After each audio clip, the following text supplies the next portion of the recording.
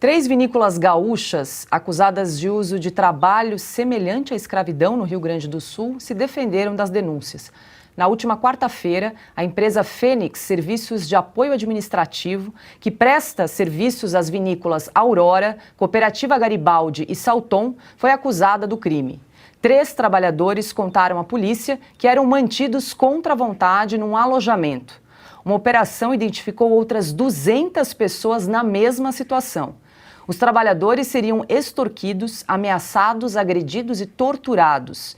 Em entrevista ao site da Revista Oeste, as vinícolas disseram que desconheciam o fato e que o ocorrido merece total repúdio de todos que prezam pela dignidade humana e que a ocorrência não representa as práticas do setor. Ana, é triste, né, ter que noticiar um fato desse em pleno século XXI, pessoas que vivem em condições análogas aí à escravidão, mas é preciso separar, né, a responsabilidade da empresa terceirizada e das vinícolas que contrataram o serviço dessa empresa. Né? Claro, Paula, e o ano é 2023 e ainda nós temos testemunhado barbáries, né, como essa noticiada pela Revista Oeste, mas também na própria China, por exemplo, né, as pessoas que sabem dos relacionamentos nada republicanos, por exemplo, com esse desgoverno e com a ditadura chinesa e outras ditaduras, eles também, essas pessoas se calam diante dos campos de concentração dos uigures na China, do trabalho escravo na China, trabalho forçado na China, e onde está a turma dos direitos humanos, né? Para colocar aí o dedo nessa ferida toda e mostrar essa barbárie, como você muito bem disse. Em pleno ano 2023, nós ainda temos que nos deparar com situações como essa. Muito triste. Um pequeno comentário rápido comentário sobre o ex-ministro, agora governador de São Paulo, Tarcísio, é que quando o presidente Bolsonaro falou aquela palavrinha, né, aquela frase, eles vão sentir saudade da gente, pelo menos o pessoal de São Paulo não está sentindo tanta falta assim, ou a falta está sendo aí suprida pela presença do Tarcísio, uma pasta que foi extremamente técnica no governo do presidente Bolsonaro e não deixa de ser o legado de um ótimo governo.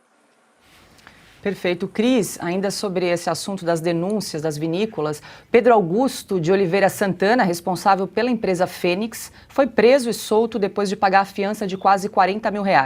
A empresa disse em nota que os devidos esclarecimentos serão prestados no decorrer do processo judicial. Eu corroboro o que a Ana falou aí, é muito triste a gente estar noticiando esse tipo de assunto em pleno século XXI, né, já entrando na terceira década do século aqui, e tantas aberrações não é nem de século passado, né, a gente lembra de período de Inquisição, Idade Média, o Brasil viveu escravidão lá no início da colonização, parece que o assunto já estava superado com todas as devidas reparações históricas que sempre serão necessárias, e a gente está aqui ainda noticiando isso. Mas só para lembrar que não é exclusividade do Brasil, não é exclusividade sequer do Rio Grande do Sul. Eu morei no Maranhão 2 anos, ele está falando tanto de Maranhão ultimamente, né, por causa de Flávio Dino, Juscelino Filho. Eu morei no Maranhão nos anos de 99 e 2000, e uma das primeiras reportagens que eu fiz lá foi sobre trabalho escravo. E lá o mais comum era em carvoarias, que ainda tem em vários lugares do Brasil, e especialmente de crianças muito pequenas trabalhando quebrando coco babaçu. Então eram martelinhos mesmo, muitas delas ficando com as mãos deformadas, amputando dedinhos até, porque obviamente não tinham domínio da ferramenta. Então, às vezes, com autorização dos pais, por muita ignorância, por muita carência, por muita pobreza, mas também análogo à escravidão. Então, não só trabalho infantil, mas trabalho escravo. Isso tem aos montes pelo Brasil ainda. Infelizmente, a Polícia Federal precisa ficar em cima. Mas eu queria fazer um comentário em cima do Judiciário. Veja o que é quando está na primeira instância ou mesmo na Justiça Federal, mas dos estados. A pessoa acusada vai ter direito a se defender em liberdade, pagou fiança. Por quê?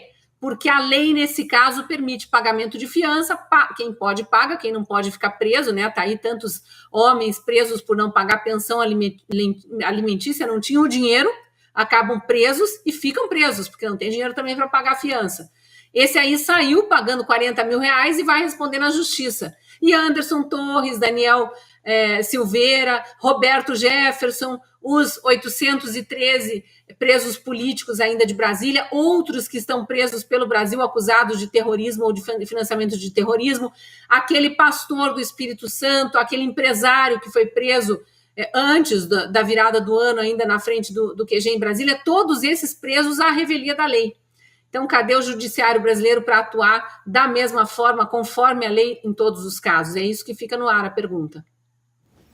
Segre, vale lembrar que é a época agora da vindima, né, a colheita da uva, então são trabalhadores temporários. Essa operação aí da polícia resgatou aí cerca de 200 trabalhadores vivendo em condições análogas à escravidão.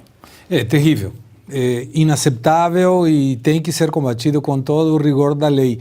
Mas, de qualquer maneira, é importante isso para alertar aquelas empresas que terceirizam determinados serviços, o controle não somente daquilo que essas empresas fazem, sino que as terceirizadas também. E tem muita produção, Brasil afora, que tem terceirização. Então, é importante observar essas questões para não estar sem querer, ou sem saber, ou sem pesquisar, estando muito próximas de empresas que contrariam a lei laboral, trabalhista.